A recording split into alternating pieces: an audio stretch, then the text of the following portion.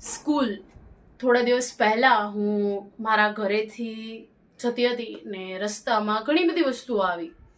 ઘણી બધી વસ્તુઓ પર મારું ધ્યાન પણ ગયું, પણ જ્યારે મારી સ્કૂલનો ગેટ આવ્યો ને તો એવું લાગ્યું કે નજર ત્યાં ને ત્યાં જ રહી ગઈ.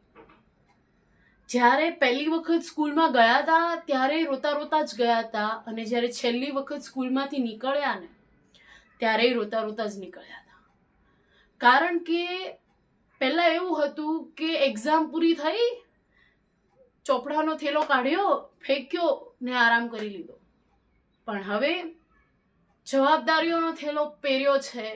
ચાહે ગમે એવી એક્ઝામ આવે, ચાહે ભગવાન ગમે એવી પરીક્ષા લે, એ થેલો ઉતારીને ફેંકાતો નથી.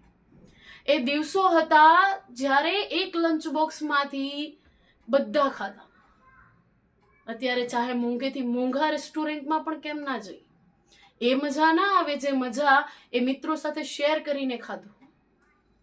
અત્યારે ચાહે ગમે એટલી સારી પાર્ટી કરી લે, પણ ફ્રેન્ડ્સ સાથે ગયેલા બહાર ફરવા, અને ચાહે આપણે ભલે ગાર્ડનમાં જ કેમ ના ગયા હોય, પણ એ યાદો એ ફક્ત પિક્ચર્સમાં છે, ગેલેરીમાં.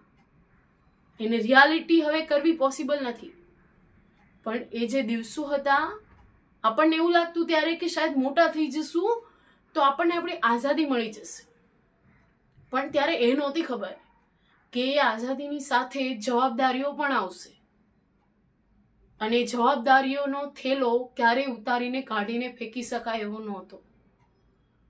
ને મને તો લાગે જો મને મોકો મળે કે હું પાછી મારા સ્કૂલમાં જઈ શકું તો મને એવું લાગે કે હું જઈશ જ. કારણ કે ત્યારે મોટા થવાની ઉતાવળ હતી, પણ હવે એવું થાય છે કે જ્યાં હતા ત્યારે એ બરાબર હતું.